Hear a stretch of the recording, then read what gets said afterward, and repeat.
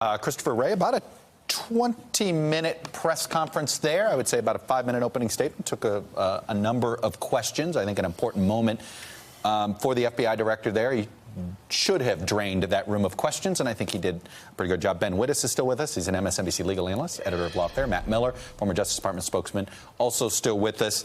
And my panel of Shane, Danielle, Ramesh. Let me get quick reactions. I'll start, Ben Wittes, from you. Well, I think there are probably a lot of people in the FBI who are going to be anxious after that press conference. Painful. I think Ramesh said he's used painful consequences. Painfully clear a couple of times, which sounded to us like he wants that to be a fireable offense now. Yeah, and he specifically said that after the OPR process, he won't hesitate to hold people accountable.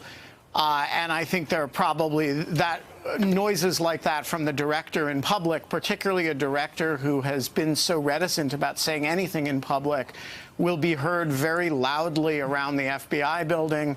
And I think a lot of people in that building will, worry that the leadership is not standing up for the rank and file of the institution, or is not doing it as aggressively as people would like. Matt Miller, I was amused by the director saying they're going to put all these FBI agents through this new training. And I'm thinking, okay, but you're in the middle of perhaps the single most important investigation in the history of the FBI right now. So you're going to build this plane as you take off? Yeah, I don't think he has any choice. Look, I thought he was trying to do a few things in that press conference. There was a little bit of admonishment to the workforce, stop leaking, stop texting things you shouldn't be texting. There was a little bit of talk about bureaucratic reforms he wants to put in place. But then I thought the part that was a really important moment for him, for the FBI, and really for the country was the thing he started with, the fact that, really hitting home the point that the IG found no evidence of political bias. And I thought he was sending a message really to the American people that these arguments you hear from the president, from members of Congress about the FBI being biased, they're not true. We follow the facts. We follow the law. I think he was really trying to defend the workforce from these attacks they hear from the president, but also send a message more broadly. You heard him talk about the impact of juries, that they need to believe that FBI agents are telling the truth. He's trying to reassure the American public that the attacks they hear just aren't based in reality. Ramesh, twice, it's clear questioners were trying to ask about the president's criticisms of the FBI. Twice, Director Wray seemed to say the opinion that I care about the most, which, of course, what led also, will somebody follow up if he cares about the president's opinion? Yeah, well, I mean, it's a tricky situation, right? You can see why he doesn't want to openly say that he doesn't. But, the FBI is part of the executive branch. You've got the head of the executive branch constantly trashing the FBI, sometimes saying just the top leadership of the FBI, but still. And it's another impossible situation that the FBI is in.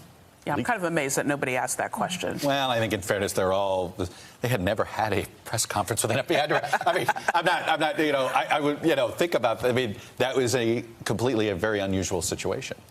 So, we can give our brethren there a little bit of a break. Shane? Yeah, and I thought it was also interesting when he was asked by one of the reporters there, what is the one word you would use to describe this report? Disappointed was the word, right? There's lots of defenses of the the investigative integrity of the Bureau. That larger point is driven home.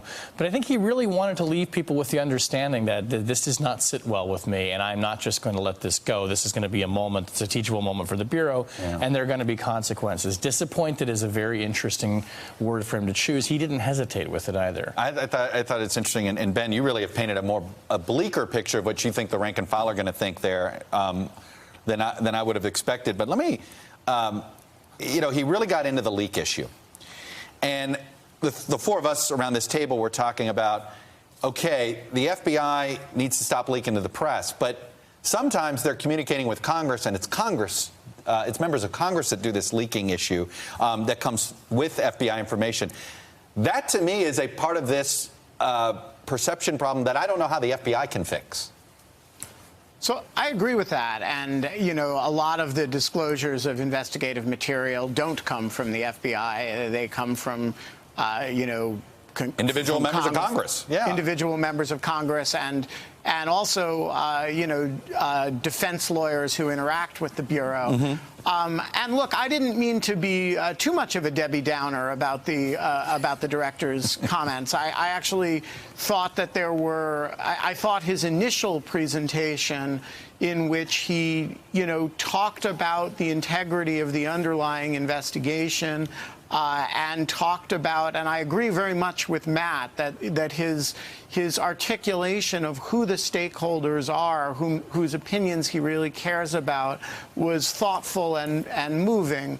I do think anytime you have a massive report like this that identifies a whole bunch of line people, and some of them by name and some of them not by name, and the director of the FBI stands up and says, I'm referring a bunch of people to OPR, that is something that has that sounds like a big bell in the institution. Gotcha. And, that's a message he's trying to send to the workforce, and I'm sure it was heard. By the way, before the press conference from Christopher Wray, I'd asked Jennifer Palmieri if we had heard from Hillary Clinton yet. At the time, we hadn't. But she has tweeted. Let me put up her first tweet in response to the IG report. And she retweets Kyle Cheney in here. The original tweet says, IG found that on numerous occasions, Comey used a personal Gmail account to conduct official FBI business, according to source briefed on the report. And Hillary Clinton retweets it and comments, but my emails. Daniela, what do you make of that being her very first response to this? I literally laughed out loud. And look. You're supposed to say LOL. Yeah, okay. I LOL'd. Yeah, okay, yes. Look, I am sure maybe she wanted to tweet something else. Pretty snarky. It is snarky, but you know what? She has a right to be snarky. She has a right to be angry about it. The irony, the hypocrisy, whatever you want to call it, it's astounding. So, I feel like that's a nice measured tweet that she said. Ramesh, how are our friends on the right going to take that? It was bitterly funny, and it was understandably bitter. But Comey's misconduct does not excuse hers. And if she had not done what she did, she probably would have won that election. Shane. She's not over it.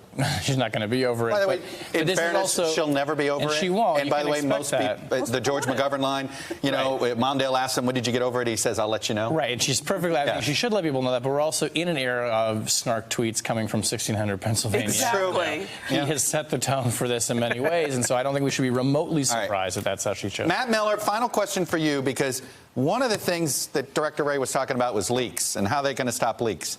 I feel like if you chase leaks, all you do is create more leaks. Yeah, you could, but I will tell you, he's right. The Inspector General report is right that there is a deep cultural problem of leaking at the FBI. A lot of it doesn't come from them. It comes from Congress, comes from defense lawyers, but it is something I struggled with constantly at the Justice Department, where the leaks from the building across the street. He's got a big task on his hands. It is an impossible situation. The FBI is very decentralized, but sending that message, I think, is one that cannot hurt. I tell you. Hello, YouTubers. If you're watching this, it means you've checked out our channel, so thank you. Now do me a favor, subscribe by clicking on that button down there.